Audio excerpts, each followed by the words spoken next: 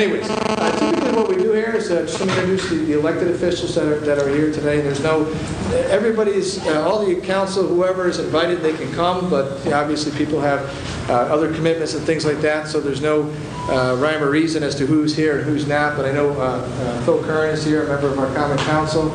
Mary Teichelt's here. She's also a member of our Common Council. And we thank them for coming out tonight. Mike McLaughlin, who is the Chief of Staff to my office, and Ted Kasampis, who works to liaison the complaints. So typically when you call my office, at some point you get a hold of Ted if you're not using the 311 line, and then we go ahead and try to solve your problem. So we want to thank them again for being here and appreciate their time. Generally what we try to do is just give you a sense of overview of some of the things, issues that we're working on, and then we just throw it open to questions. People have questions, comments, concerns, criticism, we take it all. Don't necessarily have all the answers tonight, but we try to track down an answer for you eventually and go from there. So what's happening? Well, we just finished completing our budget. That was done in May. Our capital budget was completed in June. And so the projects that are in there are going onward and they're moving forward. I have to tell you, I'm obviously very concerned about the economy. I think we all are, between gas, energy, all the things that are happening. And so we've been very careful on the city side to monitoring our spending. One of the things we did is effective April 15th is we put a spending freeze on, we put a hiring freeze on. We also have an internal business audit committee that's going through all 33 departments, meeting with the department heads, looking at how they budget, what they use their dollars for. Is there any chance for savings, combining resources? We set a goal of eliminating about 10% of the workforce, both citywide. We've already eliminated approximately 6 positions, I think it's 4 or 5, maybe 6, on the city side through attrition. We're not laying anybody off, but when people retire, we try to reorganize and divvy up those duties amongst other people. And the school system also, I think the Reading Leaders, which was a program that we had funded by the state didn't fund it, so they took those teachers and then backfilled the retirements. Although I still think there's 4 or 5 teachers that have not been placed yet. There's about, the net is a saving about 20, 25 positions on the school side. The number one expenditure we have, no question about it, is staff and personnel. And this organization, aside from energy, it's benefits, insurance, healthcare, salaries, benefits, all that stuff. That really drives a lot of the budget. So the more we can combine, the more we can become more efficient, the more money we'll save doing that. And so we're also looking at some little things that have always been pet peeves of mine, but we're working on them. One is use of city vehicles. Who needs them? Why are they assigned a vehicle? Is there a way we can do it with a pool? We did set up a pool several years ago where people sign out a vehicle. And so we're looking to make sure that the people that have a vehicle assigned to them are actually need the vehicle and are using it for its intended purposes. The other thing, believe it or not, is cell phones. We get what I call cell phone creep. It means that one person gets a cell phone in the department and then the next person can't talk to that person on the Direct Connect Nextel without their own, I think it's Sprint now, right? Without their own Sprint Nextel phone, so now they got to go get one so they can talk together, and pretty soon the whole department, they all have cell phones. Well, all those add up. They cost money to our plan, and they also use the data feature. They use the text messaging, and that also costs money, and oftentimes they're over their limits and over their minutes. So we're looking at reapportioning how people use those phones, making sure they're paying personally for their personal calls, and that kind of stuff. So those things we're looking at as well. Big picture-wise, we've been talking to the Board of Ed about looking at combining some services over the long term. For example, we ought to have a unified purchasing structure where we do all the purchasing through one office, all the bidding's done through one office. Again, try to maximize our return. For example, if the city's buying paper and the school system's buying paper, it's kind of silly to have 2 bids for paper out there. We ought to put one big bid. And again, you're not going to save $1 million, but you know, 10,000 here, 20,000 here, it soon starts to add up into significant savings. Same thing with information technology. For years, I've been asking the board to combining the 2 IT departments. It's silly to have the city buying one kind of computer, the board of ed buying another kind of computer. We should be on the same lease. We should look at the infrastructure, be on the same servers, so that we can get maximum. So those are the kinds of things long term that we're working on to save money, both in this operating budget and in the next budget coming up. So in terms of that, things are moving forward. We just had a successful run with the Connecticut Film Festival. If any of you had to go there, it was kind of cool. Palace was open. It was really neat to see that facility open again.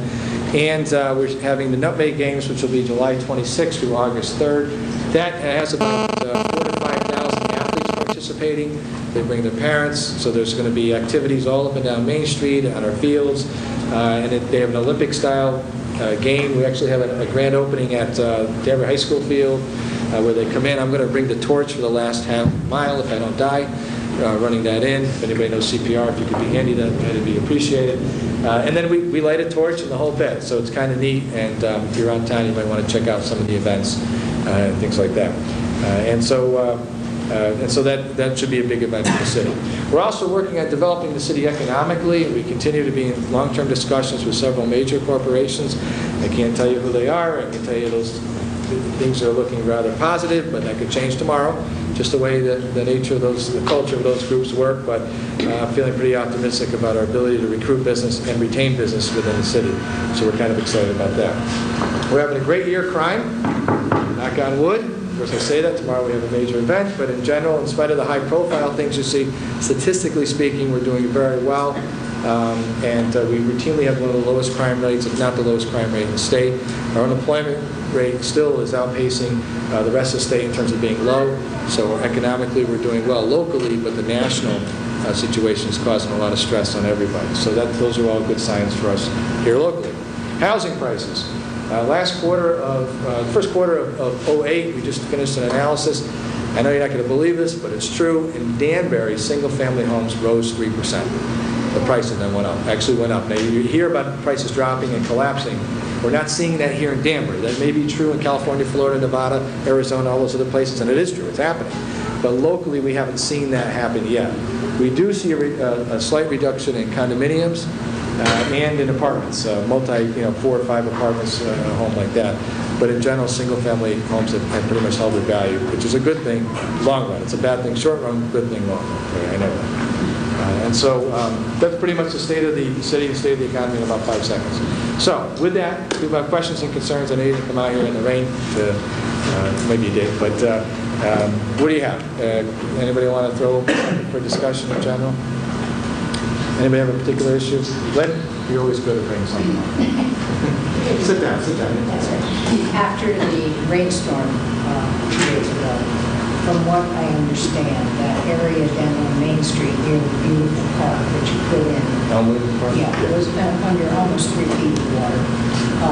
And cars were driving over some of the grass to try not to get stuck in the heavy-duty water. Where a year ago, I believe, you started the drainage plan. Where what's going on? Yeah, well, we are plugging away at the drainage plan. I don't know the exact status. I'm going to have to talk to Antonio. And when we get 2 or 3 inches, in that case, it's 5 inches of rain in an hour and a half to 2 hours, the city has a hard time handling that kind of deluge. It's difficult to be able to manage that. And drainage is an issue not just in that area. It's an issue throughout the city. We've done a lot of good work throughout the city in hitting a lot of the high-profile areas. That area is really connected to, Lynn knows the history here, the East Ditch. I have a speech from the mayor of Danbury in 1889 who spoke about fixing the drainage problem at the East Ditch. We have made some progress over the years, not as much as we want. It's a big ticket item. It's several $1 million to correct, if not more. So we've been trying to break it into phases. Do a little phase here, clean that out, do the next phase, add a bigger pipe. I'm not sure where they are, but I'll check for you. I hate to see that beautiful park. Yeah, I agree. And why do people try to drive through the water when it's like 4 feet high? It's a problem. So, good. But we're working on it. Yes, ma'am. I have a question about the security of the schools. Yep. And what's going to be done about it, and what action plans are in place, or going to be in place? The question was, what's the status of security of the schools? What's the action plan? And what are we doing about it?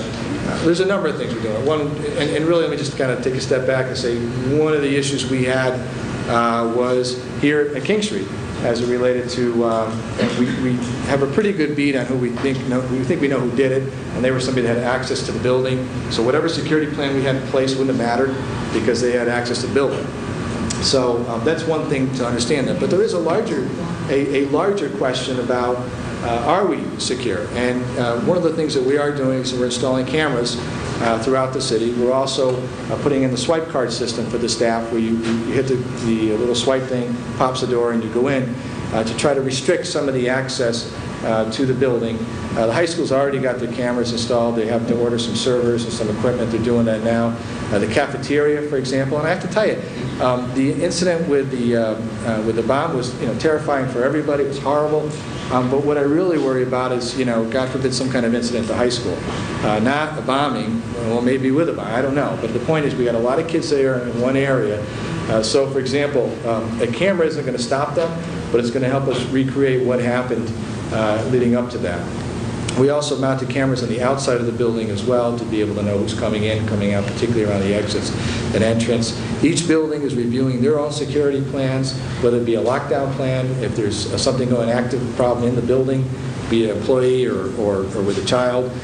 In addition to that, we're also looking at wiring up all the elementary schools will be wired. In fact, this building, we're doing that. We're going to accelerate that now. Hopefully, finish all of that this summer for the opening of the school. Well, a suggestion also would be to have drills.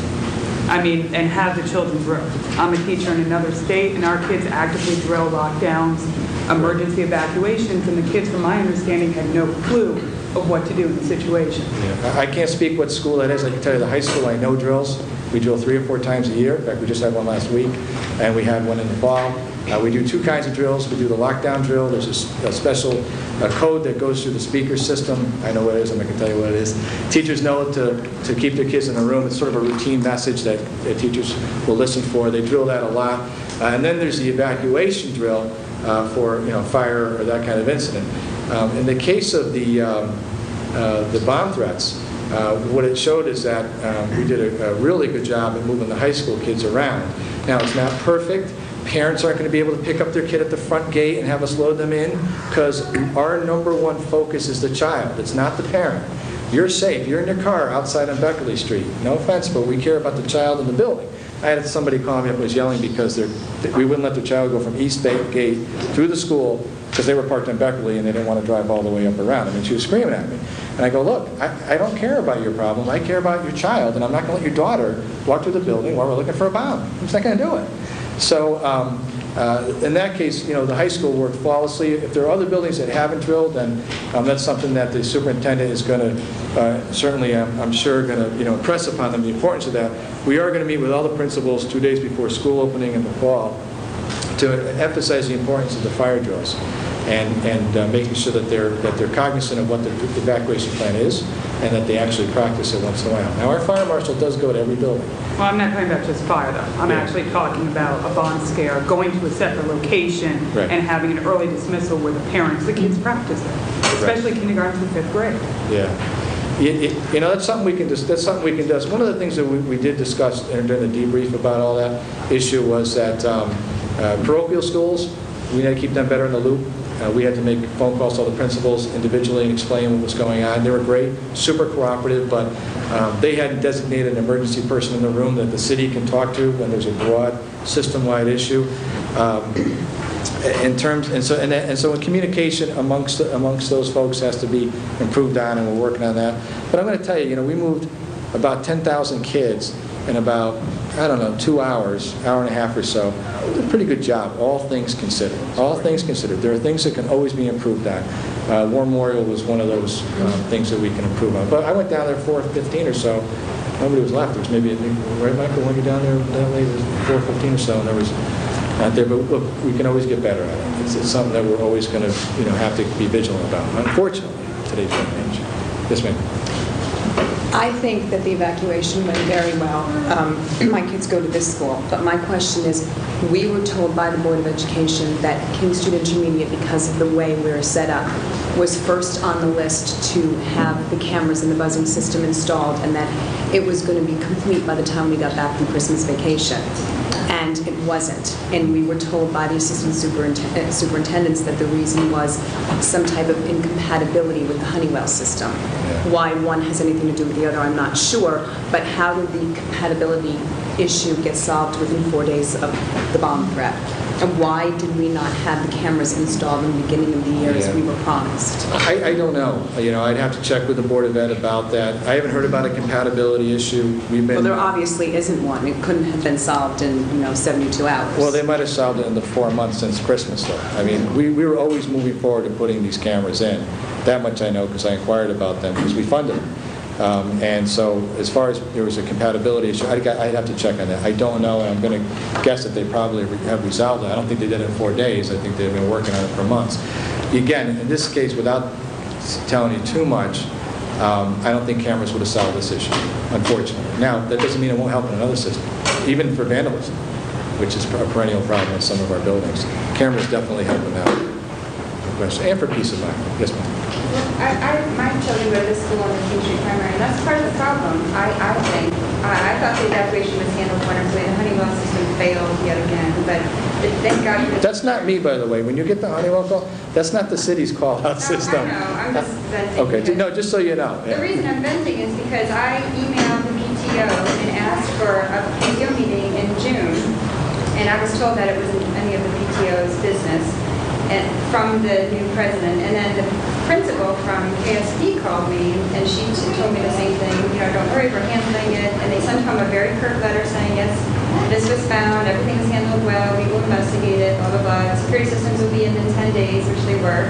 And this principal never called me, never called me back. They never had a PTO meeting. There was no forum for parents to get any information. All the information I got on that was from the newspaper. Yeah. Like, I had no idea that it was from an employee. Well, please don't repeat that. I'm not saying that's the case. But it was from an employee? Speculation, a lot of speculation. Yes, please. Well, I had no idea that, I didn't know, kids went back to school the next day, and there was no other mention of it, not even in the newspaper. So here I'm sitting here, and I'm like, I know they found something. The last I read in the paper, they sent it out for an evaluation to see what exactly it was. Never heard what it was. Right. And things just continued on, and I'm hearing that kids were told, especially in this school, because they're old enough to question what happened. And I know my son knew what happened, and nobody ever discussed it here. And I couldn't give him any more information than what he could read in the newspaper. I just felt like the parent community of King Street was kind of just brushed off. And actually now, I'm going to just chime in, to hear Please, that please. it could potentially be an inside job as a parent is even more frightening. I don't know other people, Well, but I mean, these are the people that The Board of Education Yes, that it's you're sharp, complaining to? Yeah, but they won't talk. let me just... One at a time. One at a time. Let me just take a step back. Look, it has nothing to do with any current employee, okay? So just so I just want to be clear about that, okay? There are a lot of different suspects in this particular case. We don't think at this point that the two issues were related, but we're not sure. I mean, there's still a lot of things that we're working on. The robbery and the bank robbery and this issue here. But, so getting back to that, and your point was that, look, the principal here, superintendent, Board of Ed, have to communicate better with you, even if it's a debrief a couple of weeks after to say, hey, look. What we want is for them to say, listen, we're taking care of it, just in person, face to face, have the opportunity to sit at this table and have somebody stand there and tell me. That's a good point. And I can talk to the superintendent, and we can, maybe prior to going back in the fall, have some kind of meeting like that. I'll definitely talk to him and kind of brief everybody where we are. Right. What's that? That's the reason many of us are here right Yeah, now. no, There's no other voice. There's parents here right now that don't even have children in the school yet, but they're very concerned about sending them and what goes on here. Well, I think communication is key. I'm going to tell you that, unfortunately, I'm not going to suggest that this isn't a serious incident. It is. Fortunately for us, everything worked pretty well, but we're very proud of our schools. Our schools are very safe. This is a great school, and if we need to communicate, I'm going to relay that to the superintendent and have him talk to the principal, and I'm going to ask that they have some kind of pre-opening meeting just with the parents, talk a little bit about safety and security up here and about some of the steps we've taken over the summer. I think that's a good way to start the new school year. No question about that. Yes. On the same lines, and talking about communication and drills and that sort of thing and what the plans are, part of the issue I had, and I thought the evacuation was handled very well, my son's at KSP, and I couldn't have asked for it to be handled any better on his end. On my end, it was very confusing to get a call saying, go to the firehouse. But if the bus has already come, then you're going to have to go and meet the bus. And then if you miss the bus, you're going to go someplace else. Where it seems that if there were these plans in place, which the principal has said to their work. As parents, if we had known what the plans were, we could have been better able to cope with it instead of getting an emergency phone call, rushing, not knowing quite where to go, trying to hear on the radio, the newspaper, and I'm sure calling your office, the school board of education, and everybody else. Why, as parents, are we not left in the loop as to what the emergency plans are, where our children are going to be sent if A, B, and C happens, so that we as families can plan for that as well? I think those points are well taken, and I think, again, I'm going to share them with the superintendent and say, look, let's share those plans with the parents. Let them know what happens in case the worst happens. We don't want that to happen. Probably will never happen, but we want to be prepared. I think one of the things, too, is that we were definitely, things were very fluid that day. They're moving very quickly. And again, I just want to emphasize that as mayor of the city, my responsibility is for your child. And I know it's unnerving to not know where your kid is. But it does create a safety issue for the children when, like I said, I'm tickled pink with how the evacuation I got you. But trying to get to King Street Firehouse, if we had all known in advance that that's where it was going to go, so the buses didn't necessarily have to be there, or we knew if we didn't go there that we could go directly to the bus stop, maybe there wouldn't have had to be 150,000 parents trying to get to the kids all at one time. And that's really where I think the communication could help out. Good. And I'll make sure that happens before the start of next school year. We've got to let everybody have a nice summer first. We'll get back to it. Yes. At the risk of belaboring this point, I have a question because I know that there were certain issues with the communication with the parents and the Honeywell school system. But I know that there's also, I don't know if there's separate systems, but we often get the messages from yourself, your recorded message about snow removal when there's that kind of thing. Are those not, are those same type of messages, are they not available in a larger scope? Say it wasn't a school issue. I think another issue was when they had the issue on Hattnarrow Road. The anthrax is there a particular reason that couldn't have been utilized? Well, we did utilize it in a very limited scope right around the building to evacuate people. Okay. There's two systems. I don't want to bore you to detail, but I'll kind of give you the big picture. There's two systems that operate. The Board of Ed operates the Honeywell system that everybody hears about. That's designed to call you in the morning and say no school, it's snowing. I don't know how much else they use it for, if they use it to parent-teacher announcements, anything like that, but that's the system that the Board of Ed purchased several years ago. We have a different system. Our system is based on emergency management, E911. So my database, not mine, the city's database, has every phone number in the city, including unlisted numbers. And we don't have cells, but people do email in, and we add them in as we go along. So that system is used to evacuate a lost child, a snowstorm coming, God forbid some other kind of calamity that's going to happen. We use it for that, and then we also use it for community information. The Taste of Danbury is this weekend, the hours are, that kind of stuff. We try not to beat it to death. I try not to call you 500 times a week because it's obnoxious, I know that. So we try to make a judgment call about what information do you need out there, leaf pickup, stuff like that. The Honeywell system, from what everybody tells me, from the parents I've talked to, there were cutoffs, dropped kind of messages. It got about halfway through, and then it would not complete the message. It doesn't reboot, so if you pick it up halfway through, it doesn't start from the beginning and go through there again. I'm sure, and I've talked to Dr. Pasquarella, I'm sure they're working on correcting some of those technical issues. Our system, I really haven't had too many of those complaints, because it's a little more sophisticated, and I've even asked Dr. Sal if he wants to migrate over to our system. It seems like it's a better system, frankly. It gets the messages out quick. It can do 40,000 phone calls in about 5 minutes. And I get a printout, so I know, for example, we called around here to evacuate because of this issue. I knew who we talked to in the house. Did they pick it up live? How long were they on the phone for? And or did we drop it on the answer machine? So within about 10 minutes, I can say, go to house 8, because nobody picked up in there, no answer machine, so somebody's got to knock on the door, physically go there and see if maybe there's an elderly person, just didn't hear it or something like that. So there is some compatibility issues in terms of the two systems that we've talked about, trying to get everybody on the same page.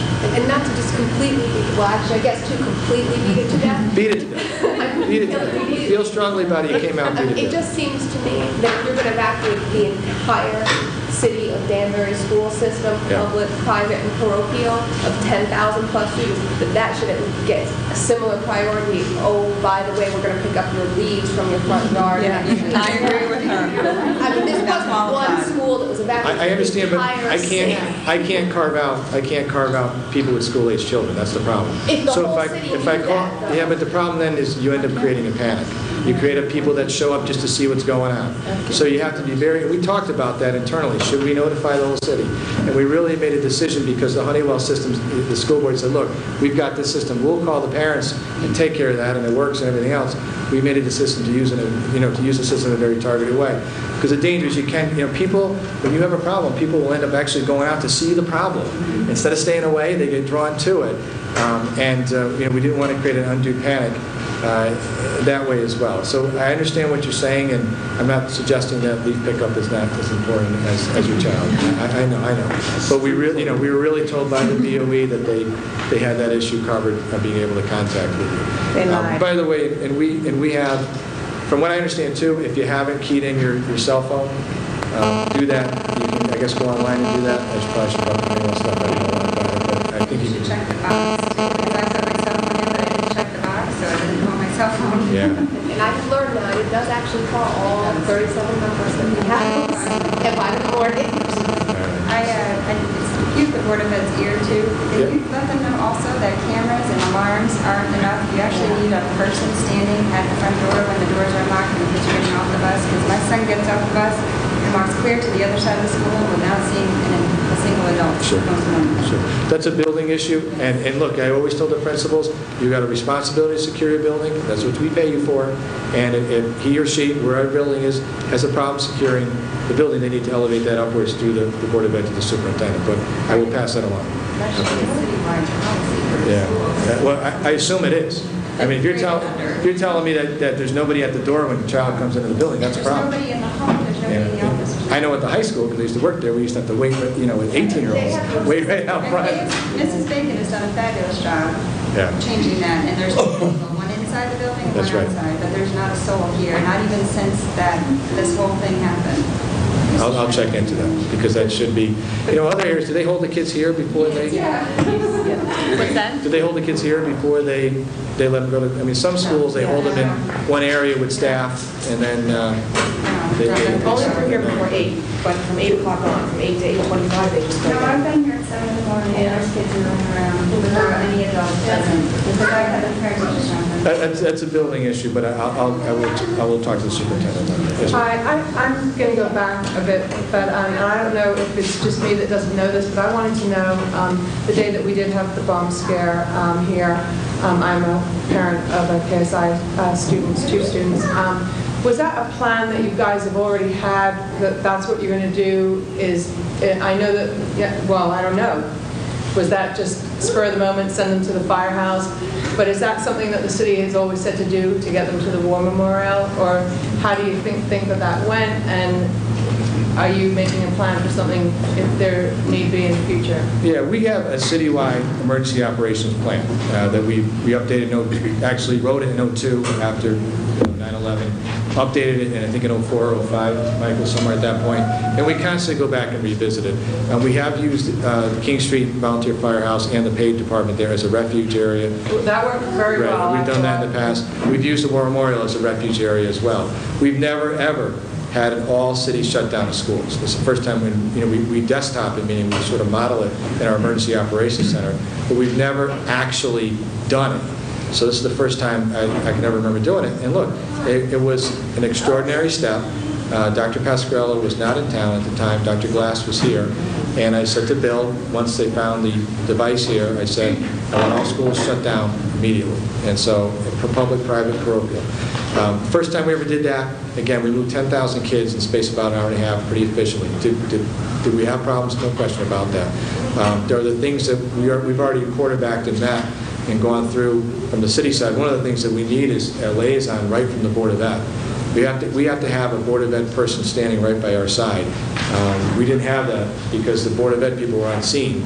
The superintendent, assistant superintendent wanted to be with the teachers and with the students, but I need somebody in our emergency operations center.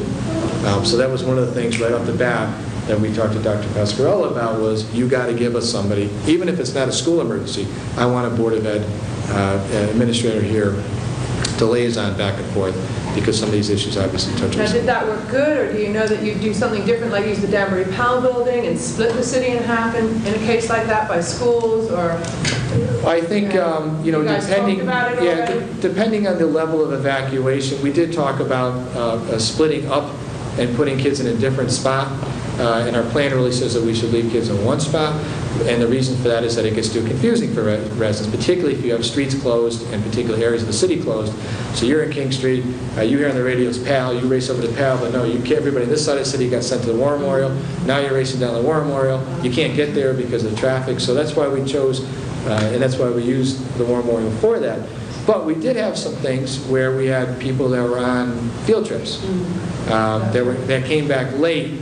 And that they sort of didn't know what to do. So they ended up coming to the War Memorial. And like I said, by about 4:15, everybody was pretty much gone. And there was one student who went home with a friend. Kids do that. And then the mother called us. We found him. He was hanging out with his friend at his house. And another student who I think may have gotten on the wrong bus. And, you know, we got him to where he needed to be. But I have to tell you, first student did a nice job. They really stepped up to the plate, and they were right there. We had to get heart buses to go up to the high school to get the staff, because it was, you know, very hot. We had somebody had heart issues, and they were, excuse the pun, but they were, you know, laid on the ground. So we had to get water for them and keep them cool, and because they couldn't leave, they were stuck in a particular area. So there were a lot of moving parts to the whole thing. We had, you know, we had to close the airspace down over the city because we had, you know, Channel 8 helicopters whirring around over the head, and everybody else getting, you know, this close into the students and into the staff members, so we closed the airspace, and that takes a chain of command going up to the FAA, and I had to get on the phone with them in Boston and say, we want, you know, no-fly zone, if you will, over Danbury. So in general, I'm pleased about the way things work. It doesn't mean we can't improve. In particular, communication's key. We know that. And I think some great points have been brought out here about knowing the evacuation plan for your child is a great idea. So you're in the loop. And I'm going to ask the superintendent to sort of mandate that to all the elementary schools, so that everybody has that pre-opening meeting. And I think there is a parent night that you come, right? But that's actually after school deep into the starts? season? Yeah. We'll do something before school starts. And I'll talk to Dr. Pasquarella about that. It's a great idea. Rob, your hands up or you stretching? Hands up. Okay. As far as the school budget goes, and this year's obviously going to be tough because there's cuts involved, but you also have class sizes increasing. What's going to be done to keep the education level moving up? And I mean, we're going to have third graders, 26, 27, 28 kids to a class next year. There's no plan to bring a fifth teacher on. What is the plan with that? Well, we didn't cut the school budget. We gave them $5.3 million more next year than they got this year. So it's not a cut, it's an increase. It's over a 5% increase, which is pretty generous considering what's going on in other communities. And so, you know, one of the things we've got to do is we've got to work smarter. We've got to be able to maximize our efficiency on the school side. We don't do that very well. And the penalty that we pay is when those dollars are eaten at the top administrative level, they don't migrate down to the teachers in the building who really need the money, or the extra teacher that we need to reduce class size. But it's a difficult budget cycle this year, and it's going to be difficult next year as well. In terms of enrollment, you know, the perception is that, well, you know, all the schools are overcrowded. That's not really true. We have some schools that are overcrowded, other schools that are underutilized. And so what we're going to have to do next year is a targeted redistricting. In other words, I'll give you an example. Park Avenue is bursting at the seams. Mill Ridge Intermediate is about 50% full. So what we should do is take a couple of those neighborhoods that go to Park Avenue and kind of flip them over and send them over to Mill Ridge Intermediate, spin those kids off, and now we're going to have schools that are better balanced. And we'll have room at Park Avenue, we'll have room at Mill Ridge. Haystown is underutilized.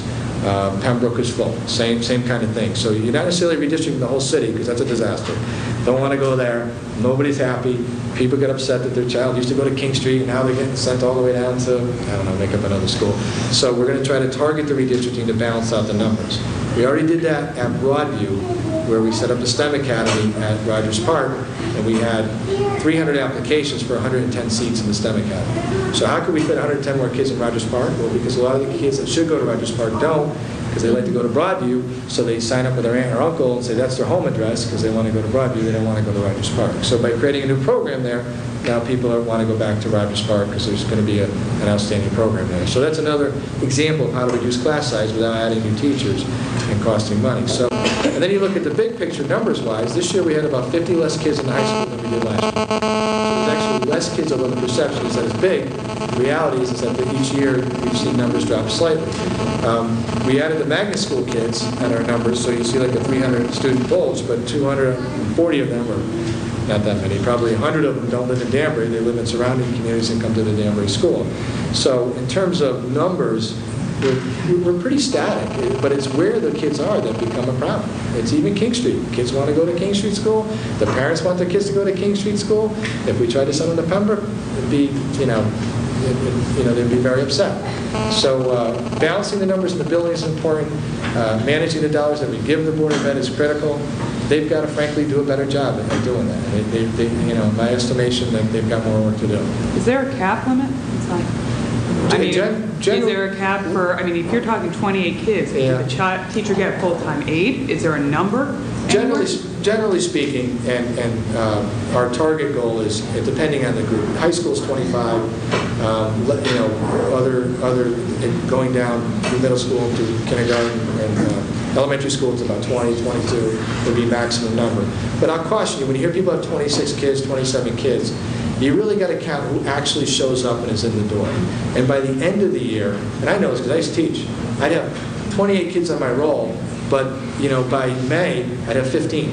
But do the city make adjustments? I'm a teacher also. No, they don't. So does someone call it by September 20th and go, every single elementary school has X, Y, and Z numbers? Well, maybe someone should. Rarely. They have done, I should say that, they have done that when we've had kindergarten classes where we've had 10 in one building and then we've had 20 in another.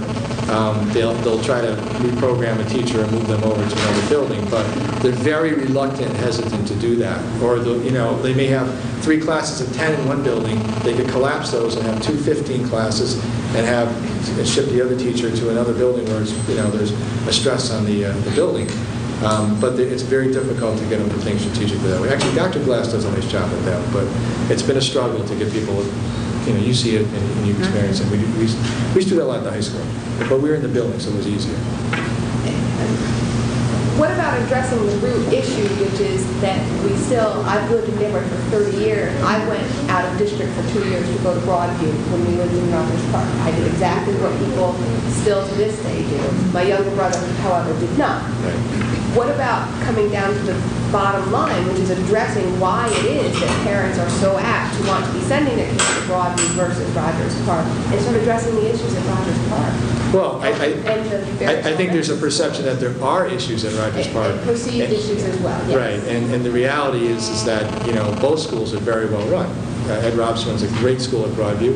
You can eat off the floors. It's that clean. Staff is motivated. They're hardworking.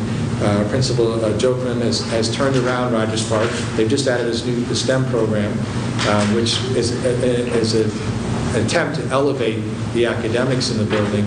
And people signed up. We got 300 kids out of Broadview that wanted to be in that program.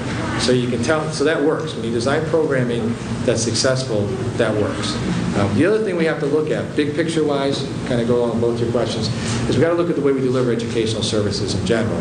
And we've just appointed a task force, Mayor's 2020 task force, to go out and really redesign our schools, how we deliver educational services and instruction. A couple of things, to keep in mind. We operate on an agrarian calendar, right? Our schools start in August, they end in June. Why do they do that? They do that because the kids need to go in the fields and harvest all summer. Well, we don't do that anymore. Nobody harvests anymore. We ought to start thinking about building buildings and using buildings that can be used year-round. We ought to start thinking about developing year-round calendars in Connecticut.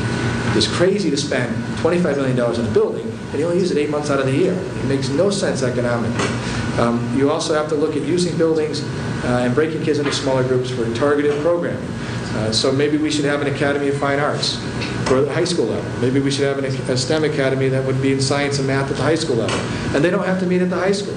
we can partner with Boehringer Ingelheim, or we can partner with Westcon or Danbury Hospital or any of our corporate or community partners to deliver instruction, to make sure that they can participate in the high school experience, but also break kids into smaller groups. That's what all the research tells us works. So we've got to think differently about how we deliver educational services. That's going to be painful for not the community, but in general, statewide. Even the time of day. All the research will tell you that high school kids do not respond to being up at 6 a.m. and being in their first. My first class used to be at 7:10 in the morning, and everybody was sleeping because most of the kids had jobs at that point. They were tired, and we know that elementary kids respond to being up early in the morning. You all probably know that, right? So why do we send our high school kids at 7 a.m.? We send our elementary kids at 9 a.m. Why? Because that's when the buses can run. And God forbid if the buses don't run appropriately, then the whole system crashes. So we got to start thinking about how we deliver these services and start thinking outside the box. Hopefully this committee will do that, because I really want to look at new and exciting programs. Who's going to make up this committee? So we've got people from all walks of life. We've got business folks. We've got, if you're interested, always have room for people that want to get on. We probably could use an educator. We have people from the union on there as well. And so we got to start thinking about how we do this, and city people as well. I'm sorry, your hand's been up. Then I get to Yes, ma'am. Go ahead. Going along with what we're talking about, I know about the task force, Yep. and I know the 5-year plan.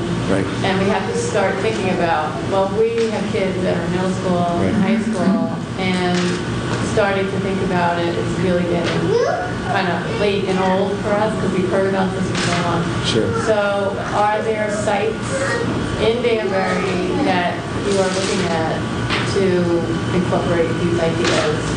Well, I know we're not building a building, which they had talked about 10 years ago. Yeah. Are they looking at sites to renovate so we can address these problems now? Because I'll tell you, Grandview is completely overcrowded, and I'll use that word because it is. They're busting out of the seams, and the teachers are the ones who take the brunt, and of course it's passed down to the students. And it's not lessening up. I have a 6th and 7th grader. The 5th grade class coming up is huge. The 4th grade class coming up. 3rd grade has 26, 27 kids. These issues are not Although I've been in going kindergarten away. classes this year with 10 and 15 on the roll. Excuse me? I've been in kindergarten classes, at least 3 of them were there. Right. You also There's have to remember they're something wrong half with day. that. Yeah. So you're technically talking. And- They were all day. 25. They were all day classes. If they see this, they know, each school, they know how many kids are going to be coming into their schools. Address it now, not in August or September when you have to scramble around and say, oh, we need a new teacher, which happens here at King Street. And it Happens sends everywhere. everybody back. Thank God we got the teacher, we were very happy, but we had to work hard to get what is justified. Instead of saying, okay, we're going to look at the enrollment. Enrollment is not decreasing. And, as I said, we have middle school kids in elementary schools now. I would say just keep at it now, because we did it, and we're in a situation where it's overcrowded. Right. I mean, I will tell you, again, look at the numbers. The numbers have not increased the way you think they've increased. It's where those kids are. It's those bulges of kids, whether they're 5, 6, 7, 8, or 1, 2, 3, 4, and there's large groups of kids across the board in those grades. That becomes problematic, because if you got a small 2nd grade, but you got a huge 5th grade, you can't take a 2nd grade teacher and move them. It's very hard to do that. Or they're in one building and move it to another building. So part of that is we're going to have to think differently about education. Part of it's driven by money. Let's be honest, and that's difficult. People, particularly in these economic times, when you look across around us, every budget's going down.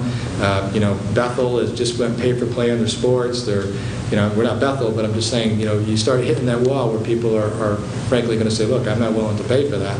Even if you have kids, I'm not. So the way to do that is to figure out a way to do things efficiently and cheaper, but deliver the same services. We got contract negotiations coming up with the union next year.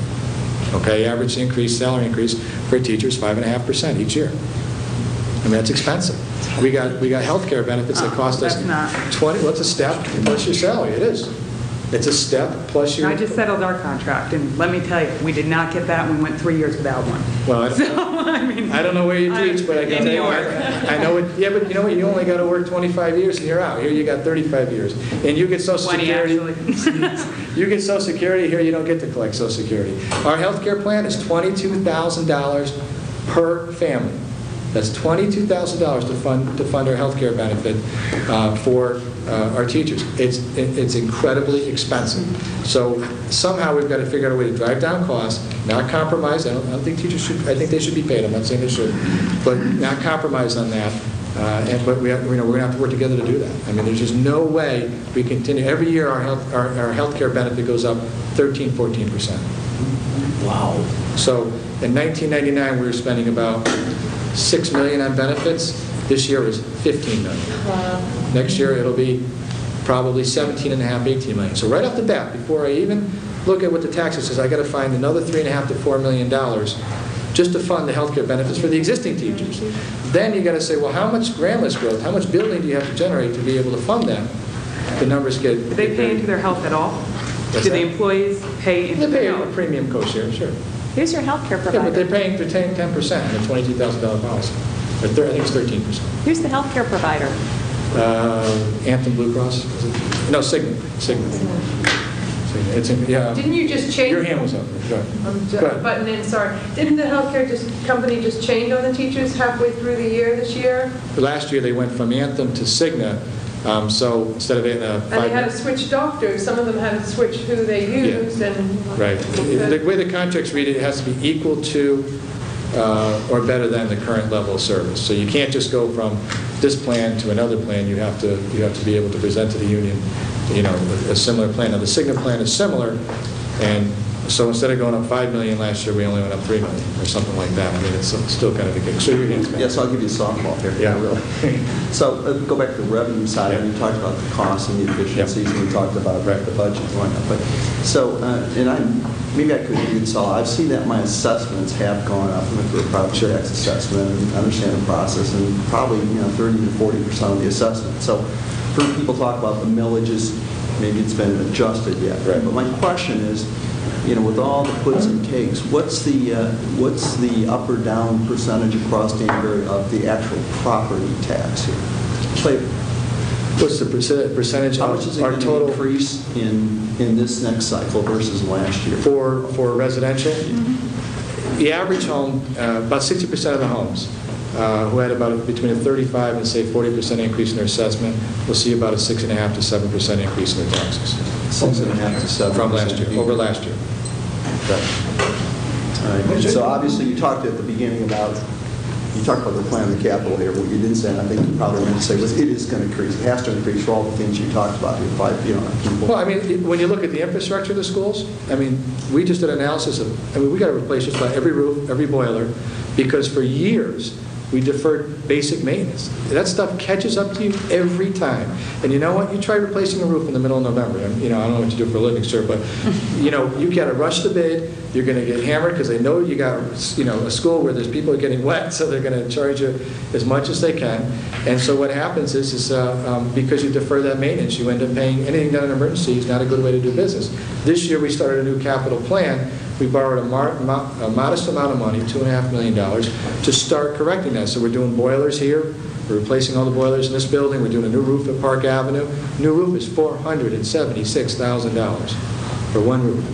The boilers here are probably 80 or 90 or 100,000 bucks. We're doing some work at Broadview because when you turn the water fountain on, you can't get water to come out. So we're putting new pumps in.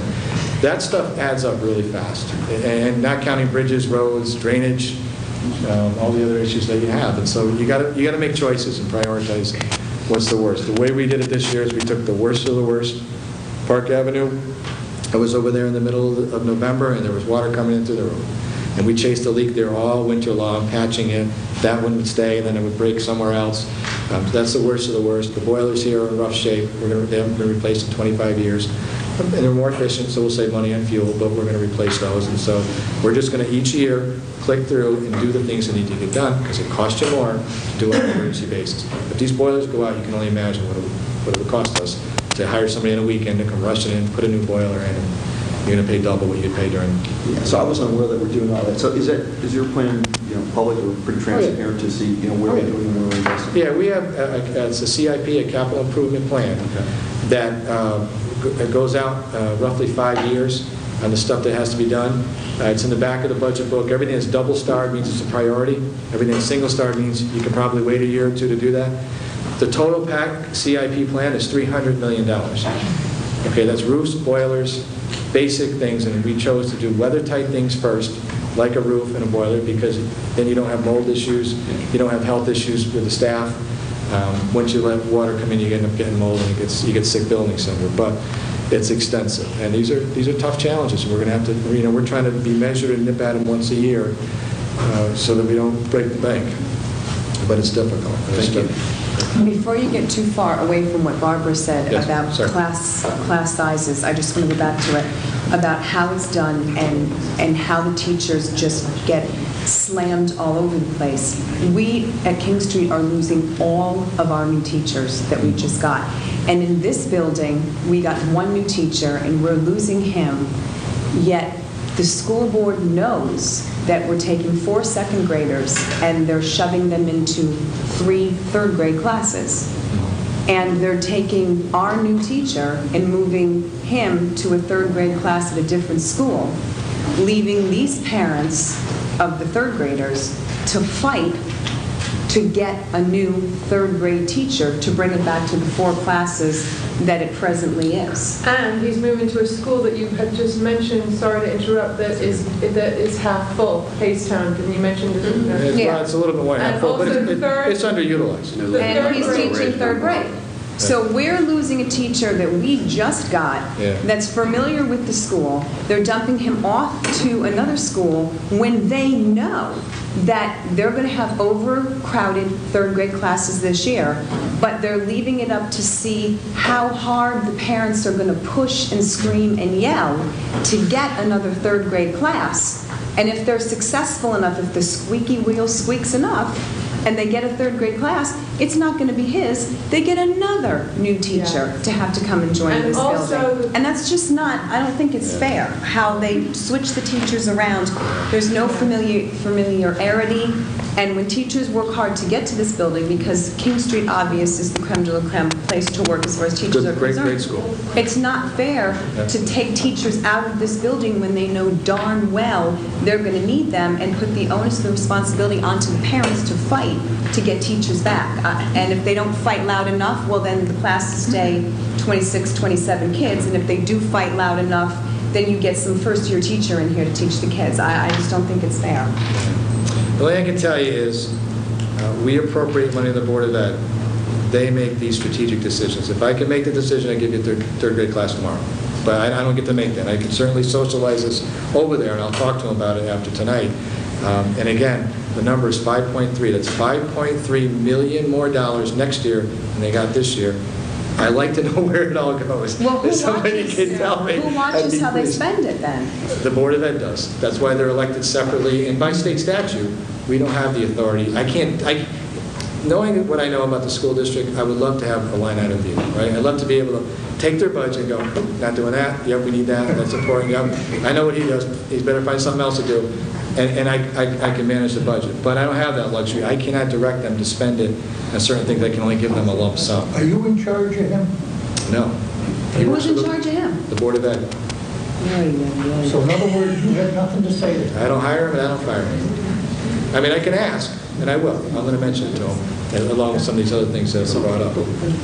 Question mark. If a parent has a voice and you get nothing, and you go to the administration, and then you go to the Board of Ed and you get nothing, then are you done?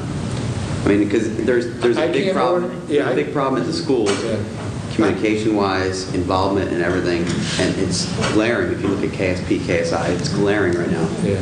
Parents are shut out here, though. Where do we go? Because you obviously have a voice. Right. Where do we go to get that answer? Because we get shut out at the Board of Ed, we get shut out here, then we're just left hanging. Well, I can't order them to do anything. I can take your concerns and bring them over there, which I'll do. I've heard loud and clear about some issues tonight, and I'll talk to Dr. Pasquarello about that. But ultimately, he reports to the Board of Ed. You elect the Board of Ed. If you don't elect the Board of Ed, vote them out and tell them why you're voting them out, because they won't work with the mayor and some ways. No, don't say that. But you got to talk to them and let them know that you're engaged and you're watching. Look, we have a PTO that, sometimes I think we can do better. We should have more engaged parents in the PTO process. We're not as active as we should be, because when I'm up putting a big number on the school budget, when I'm asking for money from the council, I need you to come to the council meetings and say, this is a good idea, and let me tell you why. Because I'm going to tell you something. This year was a battle. And all due respect to our council folks, there are some folks, not the guys, ladies and gentlemen here, two more have joined us, there were people on that council that wanted to cut the school budget down to nothing. And I had to fight to keep it where it was. They don't have children in the schools. But you've got to rally every third grade parent, Right. get them down there to the Board of Ed meeting, and you keep going until Right. they listen to you. And you tell them. And you harass them. Well, and right. they do need to go, because I'll tell you. In a nice way. In a nice way. In a nice way. But you have to know, You this advocate. PTO fought You advocate. all year long with all the superintendents, assistant superintendents, and we got absolutely no place. So don't rely on the PTO to do it. You need to do it, because we got slapped in the face every time we turned around. How many people at the PTO meetings, how many people typically come out? 10, 11, because Okay. they think that we're Superman and we can do it ourselves, and we can't. In a system of 10,000 students, we get 10 parents to come to a PTO meeting. We've got to do a better job of it. Because nothing gets done. Nothing changes. It never does. They don't listen to us, they don't listen to the PTA. Well, I listen to you guys. I'll take your stuff. But you're not their boss. I know. Who wants to run for How some? come they pay you for the money? Because by statute, we have to appropriate. They write their own budget, they present it to me. And I Good for you. think this year they asked for about, let me just tell you how the process worked. I know you got your hand up, I get you. This year they asked for, I think it was a 7.3% increase, which is about $8.5 million more dollars than they got last year. Okay, that's just like, there's no way I can do that. Just think about what it takes to raise $8 million over what we did. That's 2 mils in your taxes, if not more. Not counting all the other expenses we have. So, in the process of talking to them, when I look closer, not only do they want the $8 million more dollars, they also wanted $3 million more for technology. High school computers are, from my computer's still at the high school, I swear to God. I left in 2001. It's still there, right? So it's 8 years old that I know of, and it was like 4 years old when it was there. So the computers haven't been replaced since 1996. The switches were falling off the walls. Those are, the servers were collapsing. They didn't know if they could get report cards out for the fourth quarter. They have them ready, but they didn't know. So that really was an $11 million request. It wasn't an $8 million. We got it down to about 5.3, 5.5 by working closely and saying, look, you got to prioritize what you really need. I went and funded the computers through a bond issuance, and the technology piece through a bond issuance.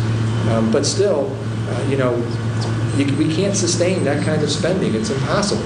Nobody can do it. And but on the other hand, if you've got targeted issues like a third grade teacher, you can make a difference.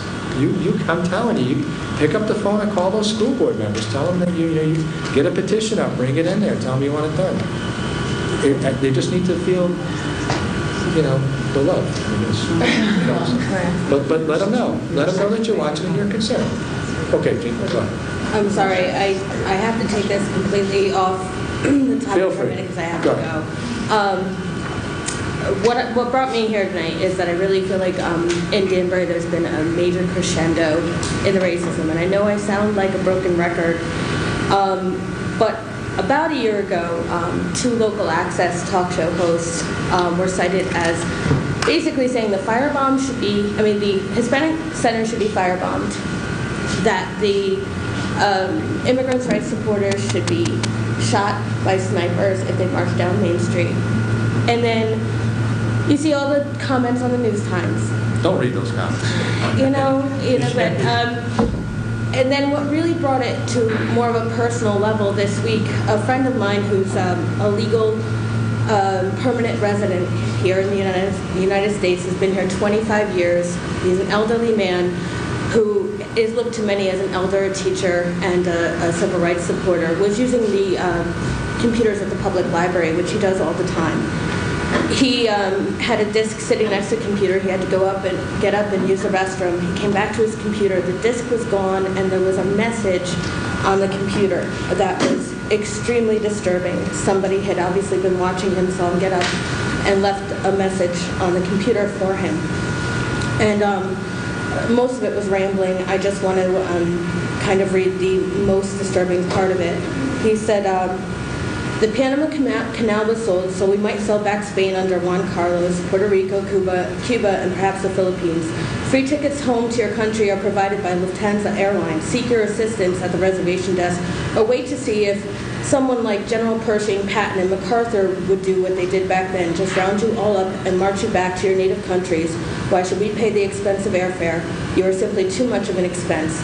Maybe we should do what the Germans did to the Jews and put you all in a big cell and just exterminate you.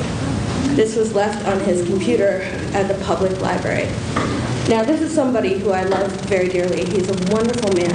And the thought of him sitting at this library, coming back and seeing that message, and then having to turn around and look and say, who hates me this much? Who is doing this? Who left this message for me?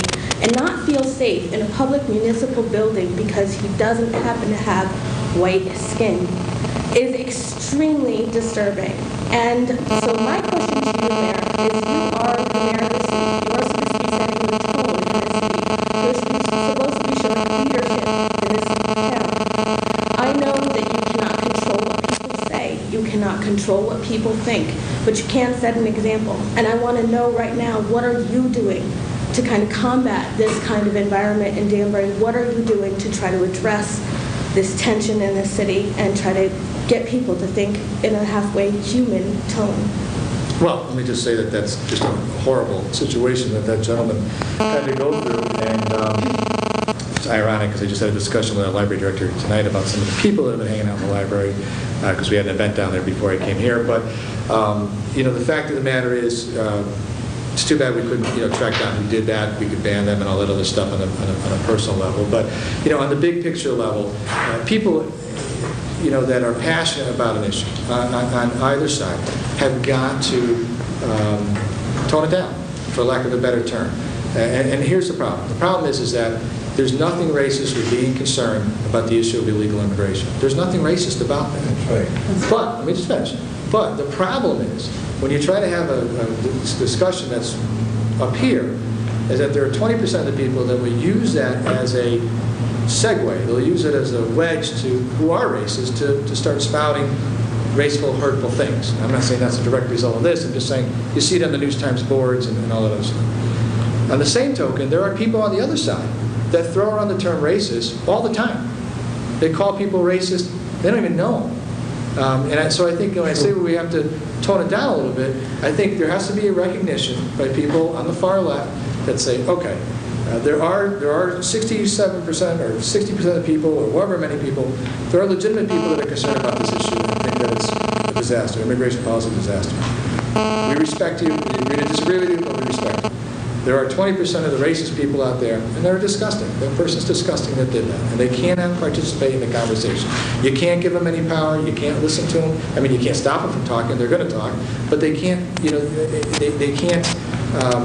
Let them dominate the conversation, just like you can't let the other people that run around and point the racist finger away.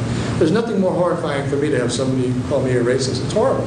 It's horrible. That sticks with you forever. Unfair. I'm going to leave being mayor sometime. I'm going to go back to high school. I don't want kids Googling my name and saying, oh, mayor, you're a racist.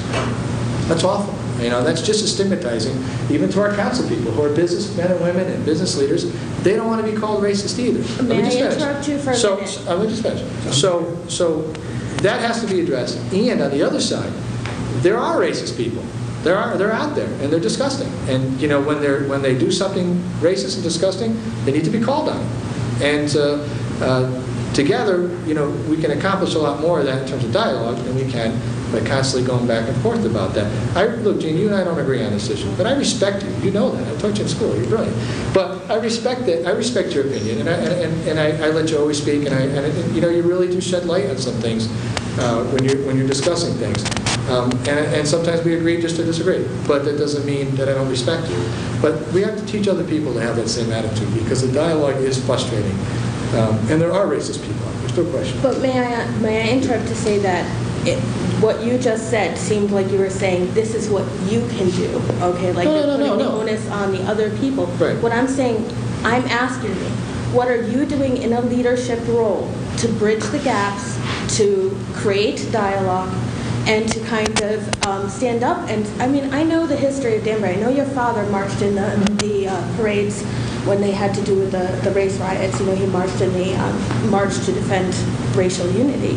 So I know the history of Danbury. I know your father was deeply involved in that. What are you doing to bridge that gap now in Danbury when we're seeing, because obviously this man's a legal permanent resident who's been here 25 years, and there are many people in Danbury that have perfect status, and they're feeling the effects of the racism that's flared up. What are you doing in your leadership role to calm that down? That's my question. Well, let me just say that. What does the city do already? I mean, when you look at the library, for example, and the programming that we offer in the library, a lot of that is geared specifically towards folks that have just gotten here from other countries. We teach ESL at the library. We spend tens upon tens of thousands of dollars developing programs to capture everybody in that, not just people only speak English, but the entire community. So any programs that are developed around that are good programs, and they're driven by my office. I just left a reading program. The reading program didn't say it was only for these kind of kids. It was for anybody that wanted to participate. That's how you pull the community together. You don't pull the community together by being divisive on either side. And again, I just want to emphasize, when somebody uses that kind of language, when they do that kind of action, maybe not in that forum, but even a public forum, they need to be called out and said, you can't do that. That you're wrong. You need to apologize. You can't participate in the things that we're doing. Just like when people throw around the term racist all the time. I'm not saying you do that. I'm just saying in general, that can be equally as hurtful and offensive to people. So for my office, the best thing we can do is drive programs that bring people together, that don't separate people. And I'll certainly listen to suggestions that people have, even beyond the things that we're doing. I don't have the market cornered on good ideas. If you have one or anybody else does, shoot me an email, and we'd love to participate. Well, the more we can bring together people, the better, because it breaks down barriers. There is one time that I went to a Common Council member meeting, and a member of the community got up to the microphone and said something very similar to what was said here. Maybe not quite as harsh, but very close. He even referenced, I believe at that time, the internment camps of Japanese. And there was no strong response from your leadership role. You kind of sat there and, kind of said, oh, hey, but not really. There wasn't a strong response. Now, I don't know what your duty as mayor and as chair of a Common Council meeting is, but in those situations, it would mean a lot to people in our community if you would stand up and make a strong statement, if you would write an op-ed piece, if you would do something to say this stuff is volatile and inappropriate, and it's not acceptable. It's toxic. Look, it's toxic. There's no question about that. And, let me just say, I don't know what incident you're sort of speaking to. Generally, we do give people latitude when they give their comments, but certainly that's not an endorsement of any comment of what anybody says up there. I mean, people say some wild stuff, not even about this issue. You go to the meetings, you kind of probably sit there and think, so it is a problem. Ma'am, your hands up. I just wanted to say, I'm the daughter of immigrants from Italy, and I know exactly how you feel, okay? But I have to tell you, since I moved to Danbury, I've never lived in a place better in my life where there's been community, okay? I've lived in the South Bronx, okay? I come from the South, I'm a Bronx girl, okay? And living here has been the best thing for my family and my entire family. I have to tell you that. That's one isolated incident. We've gone through it when we're where we lived. But if you look at it in the grand scheme of things, it's actually very small. The power is within you. Don't let anybody ever let you feel like you're nothing. And I also want to say I'm very proud to be a parent of King Street Primary. My daughter did phenomenal this year. I'm one of those people that was on the fence, parochial, public. Made the right choice. I made the right choice. I have to go. But thanks, Mayor. You're doing a phenomenal job. And thanks for fixing those potholes on West King. Have a great summer. Thank you. Yes. I just have a comment about what you said. You said, oh, Jean, don't pay attention to those letters at the News Times or on the New Times. The thing is, I do pay attention because I try to keep informed. I read not only the News Times, but I speak 3 languages. I read the Brazilian paper and the Hispanic papers because I feel like I have to be informed. And if you notice, I'm sure you read it also as part of the job. I really try not to, I swear. I really. The same people, and I will say racist people, because by the letters they write, it's always the same people. And what disappoints me, I am of a Brazilian background, and I go a lot to the Common Council meeting. those people are always there, and they always step up to talk, and we know who they are. And I feel like they are very welcome there. And I think they are, my husband is American, and we lived in Brazil for many years, and we worked at the American school. There was always a small group of Americans that were not happy with anything. And the good Americans called them the ugly Americans, and I never understood why they're calling them the ugly Americans. They actually look good. Now I know what they mean, and those ladies are the ugly Americans, and they're there, and that really bothers me. Okay, but that's the kind of inflammatory language that we got to stop, Rosalie. You can't call people ugly, all right, because that just drives the debate down, and then they start calling you names back. And but I explained to you, we have to elevate ourselves they use the term above that. ugly to say people who are not happy, who upsets other people. Right. You know, it's not ugly. Let's go back to the original comment. Mm-hmm. There are 20% out there, 20% of people out there that are racist, that are miserable, that blame the world for whatever the problem is. They exist. But there are also people, and they may not be, they're not the same people, that are legitimately concerned about an issue that's run away from this country. I mean, we don't have a coherent immigration policy. And we should be able to talk about the issue as reasonable adults who will agree on some things and disagree on other things, and shake hands and say, all right, I disagree with you, but we have to move on. We've separated from that, and that's a problem. Now, some of those folks, whoever they may be, you may never get them to the table to be an adult. Person who writes an email like that, they're not listening. You're never going to reach them, and you can't change them. But you can change the discussion amongst the 67% of people at both sides of the issue that are rational and that want to at least have a discussion. So how we do that isn't just going to be driven by me. It's got to be driven by everybody. And I understand, but you are the head of the city, and Sure. if you say, look, everybody, whoever you are, this is not acceptable. And I've done that. I've even talked to City Hall. I've even talked to the News Times. I've even talked to the News Times about the comments on their comment section, that they're completely racist and inappropriate, and you shouldn't leave them there. I think they're totally wrong. I've talked to the editor, I've talked to the publisher, and said, you need, in fact, the Current just had a big thing today about how why they don't read these comments and why they don't delete them.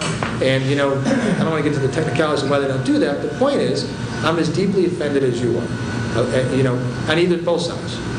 If my name is mentioned, I've got 30 comments in there that say racist, racist, racist, racist.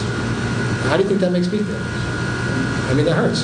Yeah. Then could you come out publicly, like I said, with an op-ed, a letter to the editor, a comment somewhere, not just says what you just said, like there's 20% on either side that are irrational, but there's reasonable people in the middle. Not just that, because you've said that 100 times. Right. How about saying something forceful that says this absolute racism is horrible and cannot be tolerated in this city. We're not going to take it as a city anymore. This is not the climate I want to create here. Thank you. Okay, I've got 3 things. Very quick. All right. I have a message from a teacher, a gym teacher at Broadview, who Okay. couldn't make it today. Teacher of physical education. Well, when is Broadview getting a new auditorium? I'm not even a Broadview I parent. just did a I'm new also auditorium at watching- Broadview. We spent $10 million up there. Well, they said that the gymnasium floor. We got a new floor coming. And they do, and that they've had 40 students per teacher for some gym classes this year. So that was her complaint. She wasn't very happy. I have to say, my second thing is that I went to Rogers Park orientation this year. Last time was 4 years ago.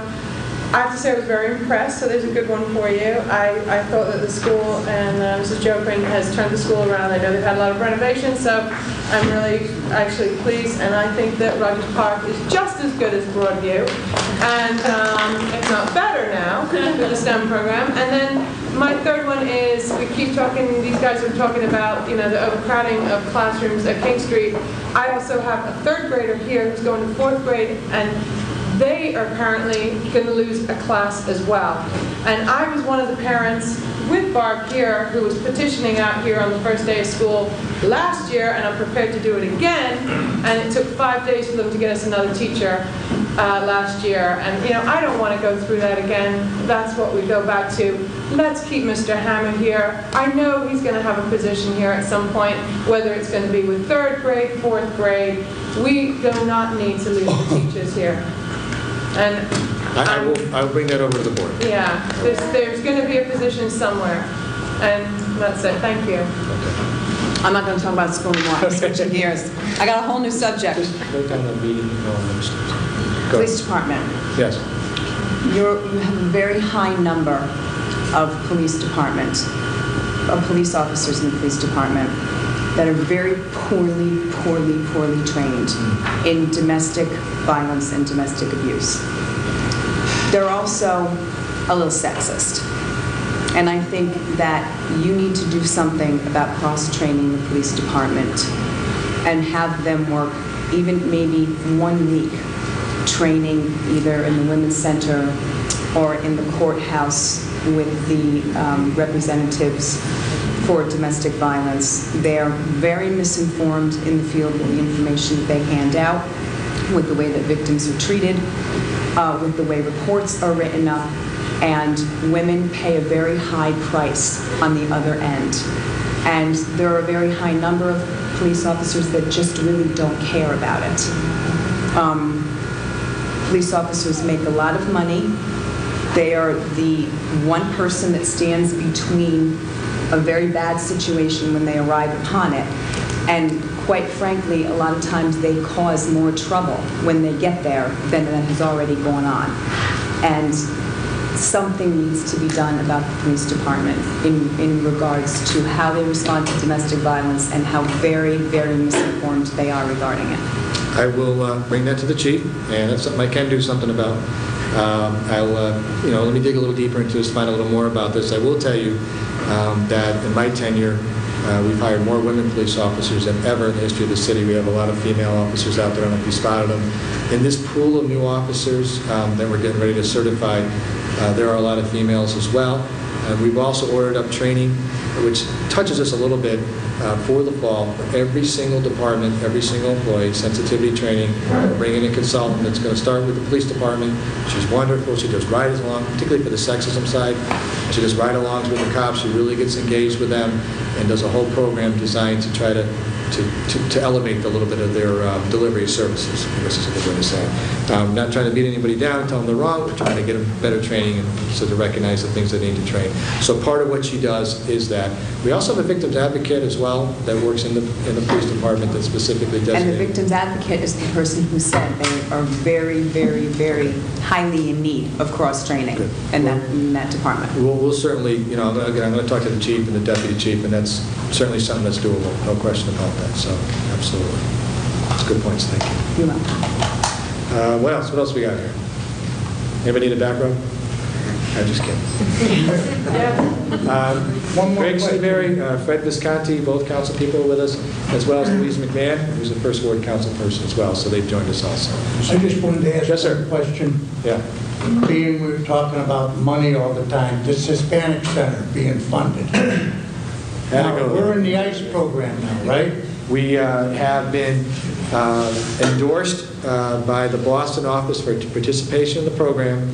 Our application is currently in Washington, D.C. That takes a couple of month turnaround, but we expect to be accepted into the program, yes. All right, now, conflict of interest here. This Hispanic Center, does it support or help illegal immigrants? The Hispanic Center, helps anybody that comes to the door that needs training, that needs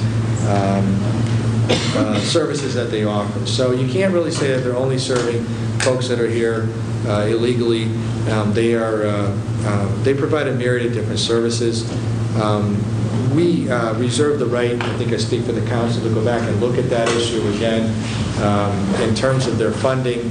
But one of the problems that we have is that, big picture now, we give out $1.3 million to nonprofits, and we do it with really no accountability. We don't know where the money's going. We haven't identified what services we need, what we don't need. So we're going to rework the whole grant agency process We're going to create silos of services, so we'll need job training, we might need language skills, teaching people English, that might be one thing. Women's Center and the services they provide will be another one. Youth services, what they provide. And then we're going to fund those things at a greater level, but not fund every nonprofit in the entire city, because when people get little $5,000 grants or $10,000 grants, you're not really impacting a particular core group of people by doing it. You're not helping the bigger problems that you want to help. So we really need to identify what our needs are and then fund them and try to make our dollars count a little bit more. So the Women's Center, instead of getting $80,000, maybe we ought to be giving them $160,000 so that they can use that money for training for peace officers throughout the region, because they deal not just Danbury but through the region. And so we want to make sure that those dollars have the biggest impact. The Hispanic Center will play in that, I'm sure will play in that discussion, because they provide needed services. We fund literacy volunteers who teach us English. We fund the library. We probably spend $50,000 in the library teaching English. Maybe we ought to just give the money to one organization, let them do all the English skills and all that stuff, and fund just one group and kind of pull back a little bit in other organizations. So we got to look at how we fund them. But the Hispanic Center, I'm going to tell you, does do some positive things for the community. The director, I've been very impressed with the new director. She has sort of refocused and redirected, but we still have some work to do in terms of... That's our taxpayers' money, right? It is, yes, sir. Their budget's about $300,000, $400,000. That's not city money. I think our discussion was about $25,000. But yes. But what percentage do you estimate the Hispanic population is in Danbury?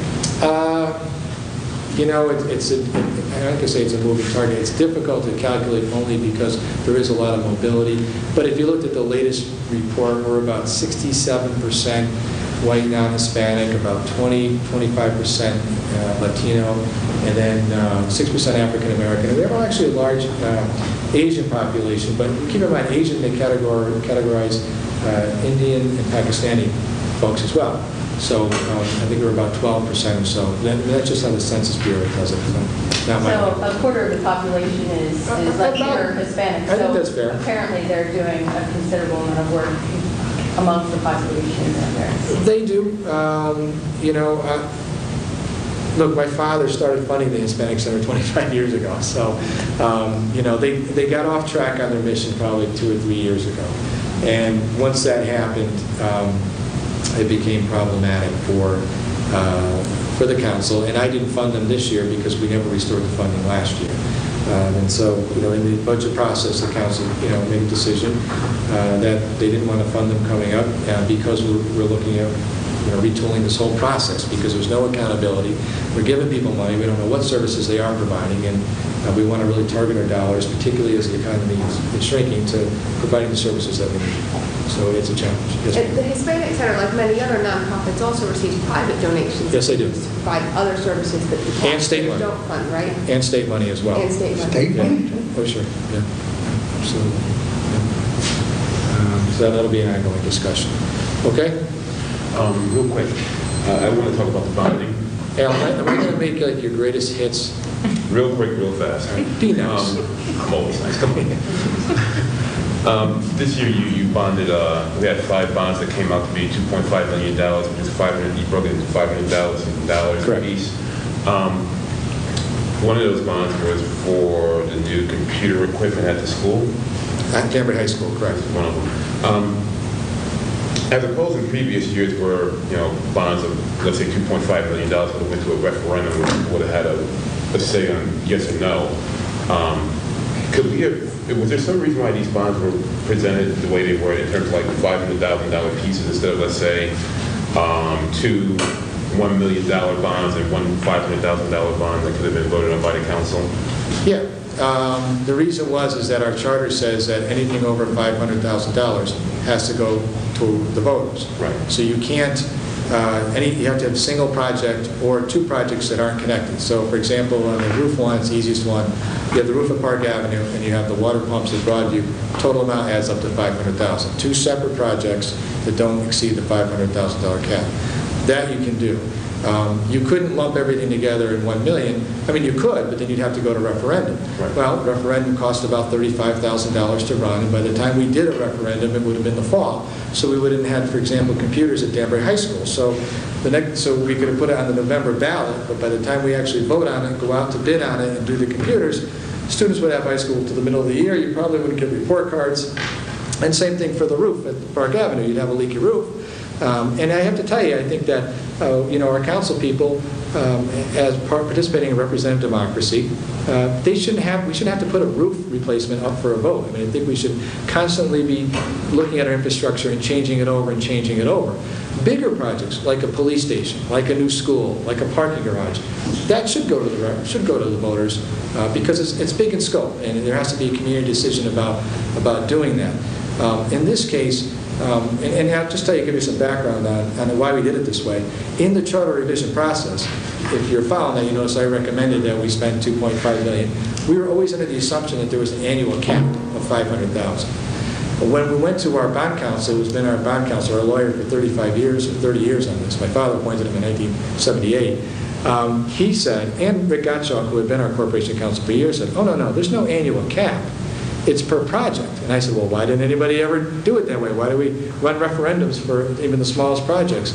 And the response to me was, well, the city had a policy of just doing $500,000 a year.